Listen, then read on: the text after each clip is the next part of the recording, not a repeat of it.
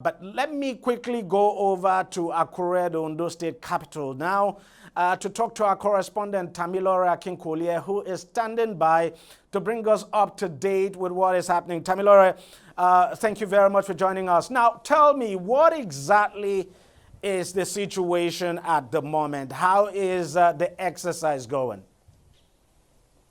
Thank you, Deji. So I'm currently reporting from Alagbaka residential area. So I am directly at the back of a polling unit in Alagbaka. And if you just look a little bit behind me, the polling unit is very empty because it just remains like let's say 20-30 minutes for the end of voting to take place, but the polling station is empty. As you can see, the ad hoc staff, INEC staffs are waiting for other people just to come before the votes are being counted. So it's safe to say that the data that keeps saying that the voters turnout is going to be low is quite correct, because based on previous elections in the state, there have been constant decrease in political participation. So Akure State, amongst all other towns we visited today, has the highest increase in voters. So you mean Akure, that should be probably Akure South local government area. But let me, yes, from what you have seen, I mean, going round, visiting quite a number of polling stations in the state,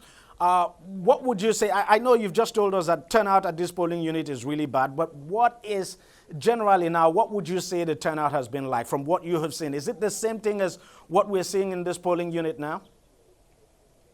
Well, okay, so earlier today we went to Ondo town, and participation in Ondo town was a little bit different. We had polling units where a lot of people even came out before the INEC staffs came out to bring the sensitive materials. Although they came as early as 7, some were already there checking for their names accreditation. So in Ondo town, it was different. When we also went to Owena, where we got there, it was massive there. The little towns in Owena had people participate in the election.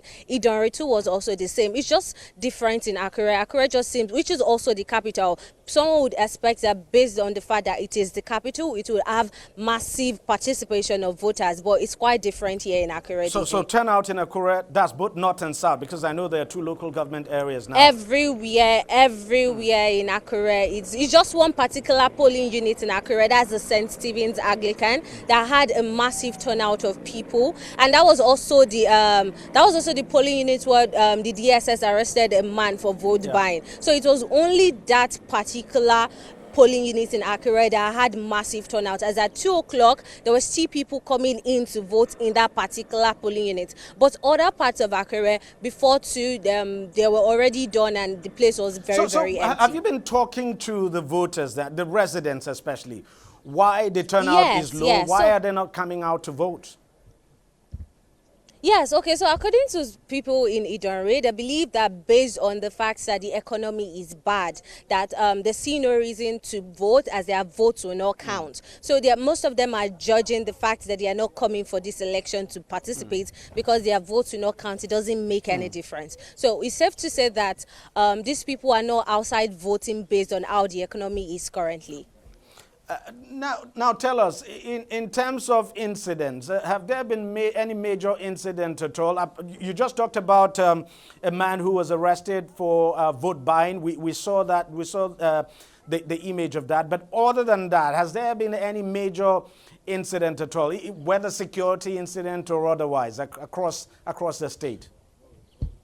Well, Deji, I would say no, because in Ondo State, as early as 7 a.m., the police headquarters in Ondo town, to be precise, that would be around Yaba area, had massive deployment of security officers. Like, they were fully there, they were fully on ground, so they were deploying them. Also, throughout all our stopovers to all the towns, we had security agencies all over. So I feel it's just because of the fact that this security was tight enough. That was why they were able to catch that particular man in St. Stephen's Anglican School. And it's quite surprising that turnout in Akure would be this low. I mean, considering the fact that that is where the majority of the population is. In fact, that Akure, both north and south, have the majority of PVCs collected. So, and the general impression is that any of the candidate who takes Akure, both north and south now, and probably takes Ondo West and Ondo East and a couple of big local government areas like that would win. But if turnout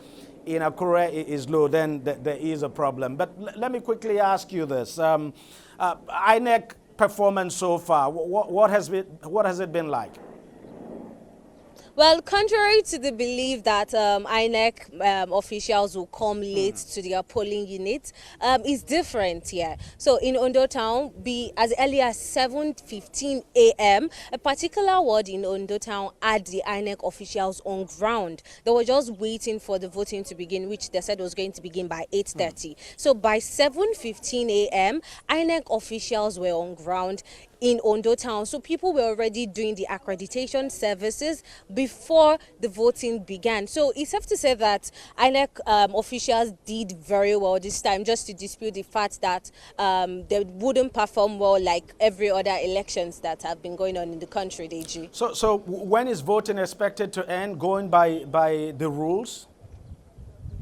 Well, going by the rules, this is 2:14 p.m. The voting is supposed to end by 2:30 p.m. where they'll now begin counting. Like, as you can see behind me, someone is still casting his vote. He just casted his vote. So by 2:30 p.m., they would stop casting their vote. And that particular box that has people's votes being covered is going to be counted before it's now deployed to the collation center. So this particular unit here is just waiting till 2:30 p.m. before they calculate and know the person that wins this particular ward, then take to the collation center. And I know what INEC usually does is that, look, if you have people on the queue, even say around 2:30 p.m. when voting is supposed to end, if you have people on the queue, I mean, those people will still be allowed to vote. So there's a possibility that voting will even go on beyond 2:30 p.m. in some places. But then if turnout is low, like like what we're seeing at this polling station now where you are, then there's no question at all that counting would obviously begin there at 2:30 p.m. Tamilore, thank you very much for bringing us up to date with this. Just keep an eye on the process. You're welcome. We'll be back. We'll come back to you much later in the day to get more updates.